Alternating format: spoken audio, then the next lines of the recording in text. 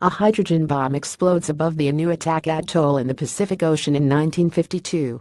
Handout Reuters. The latest fiery exchange between the United States and North Korea has produced a new kind of threat. On Tuesday, during his speech at the United Nations, President Trump said his government would totally destroy North Korea, if necessary, to defend the United States or its allies.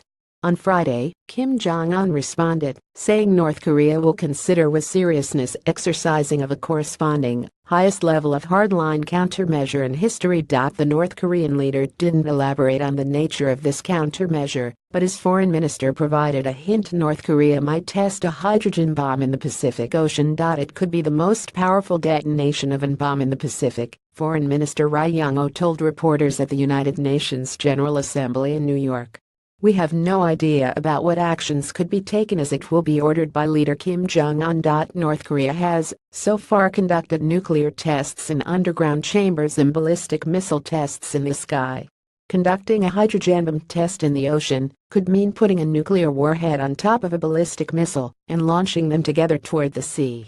If North Korea followed through, the test would be the first detonation of a nuclear weapon in the atmosphere in nearly 40 years.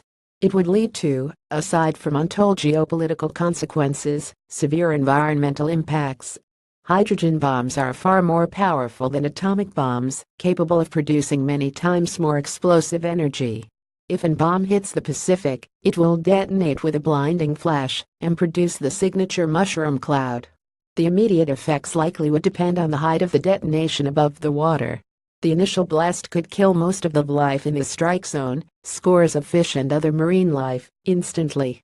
When the United States dropped an atomic bomb on Hiroshima in 1945, the entire population located within a radius of 1,600 feet 500 meters perished. The explosion would send radioactive dust and ash flying through the air and into the water. Wind could carry the dangerous particles over hundreds of miles. The smoke from the blast site could block out sunlight and hinder life forms at sea that depend on photosynthesis to survive. The exposure to radiation could cause severe health problems for nearby marine life. Radioactivity is known to damage cells in humans, animals, and plants by causing changes in their genes. The changes could lead to crippling mutations in future generations. The eggs and larvae of marine organisms are especially sensitive to radiation, according to experts. Affected animals could pass the exposure up the food chain. The test could also have damaging and long-lasting effects on humans and other wildlife if the radioactive fallout reaches land. The particles could contaminate air, soil, and water supply. More than 60 years after the United States tested a series of atomic bombs near Bikini Atoll in the Marshall Islands, the island remains unlivable, according to a report from The Guardian in 2014. Residents relocated before the tests returned in the 1970s to find high levels of radiation and foods grown near the nuclear test site, and were forced to leave again.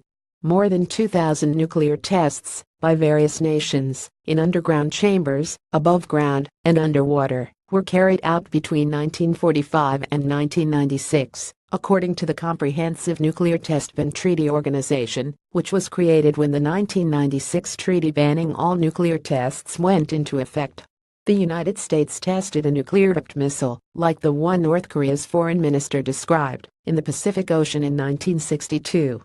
The last above-ground test conducted by any nuclear power was in China in 1980. This year alone, North Korea has conducted 19 ballistic missile tests and 1 nuclear test, according to a database from the Nuclear Threat Initiative.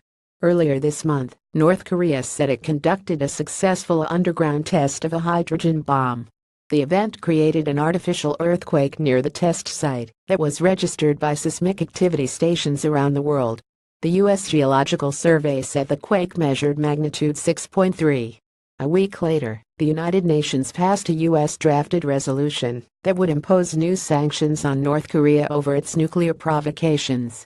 Pyongyang's mention of a potential hydrogen bomb test in the Pacific will likely increase political tensions and contribute to the ever-growing debate about the true capabilities of its nuclear weapons program.